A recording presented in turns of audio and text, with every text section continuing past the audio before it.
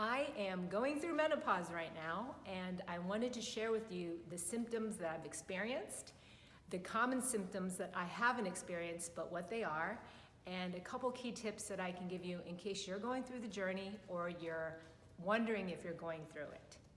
So the symptoms that I've experienced this year, which I found out, originally I thought something was wrong with me, but it's actually related to menopause, is insomnia. And that came all of a sudden. So it wasn't like it was a gradual thing. One night this past summer, I just wasn't able to fall asleep, literally lying in bed all night. And then it continued to the next night, and it's been a problem for me. As in, not that it takes a while to fall asleep, but literally could be awake all night, and even the next day when you're exhausted, still not falling asleep. So insomnia is one. I think for the past couple of years, I've noticed that I'm losing a lot of hair, like thinning up here. I mean, I know I'm not bald, but I just noticed it's a lot thinner here than compared to down here. That's also very common for all women as they get older, especially as they're going through menopause. And the third major symptom is lower libido. So I've never really even thought about that or had an issue with it for my entire life until now. So I just noticed there's just less drive. And that has to do with the lowering hormone levels that happens during menopause. And the symptoms that are super common, but I haven't experienced yet, or may not, hot flashes, which you hear about all the time. And that literally is when a woman just feels like all of a sudden she gets really warm and she starts sweating.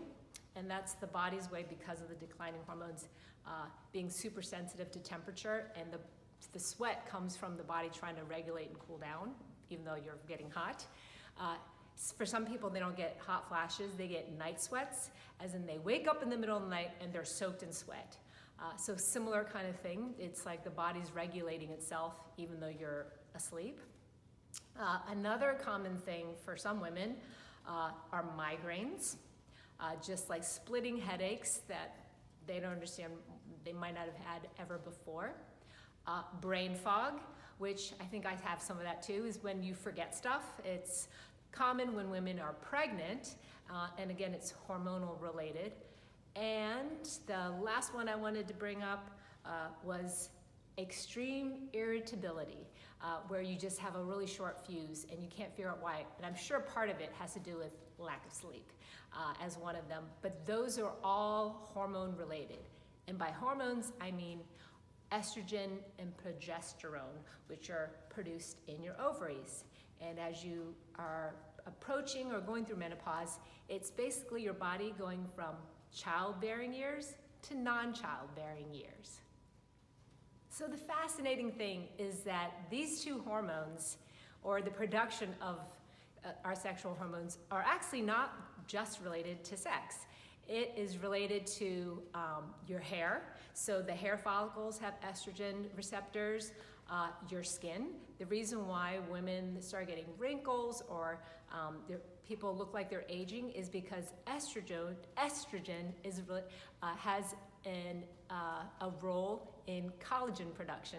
That's what makes the face look younger. So there's so many parts of our body that use those hormones, and as they lower, so both hormones are lowering as we're going through premenopause, aka perimenopause, and menopause, our body is trying to get used to the changes.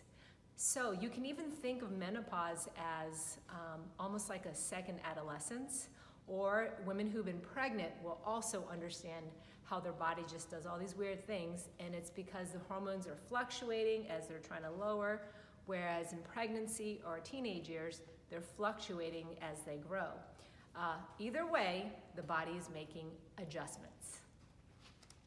So I wanted to bring this up to you in case you're in your mid to late 40s, even early 50s, and stuff is going on and you're not sure what it is. There's two things that I highly suggest. Now, some of the symptoms are just going to be, and it's just your body adjusting, but I highly suggest you getting a hormone panel when you go get your annual blood work, or when you see your gyno. You can ask for a hormone panel.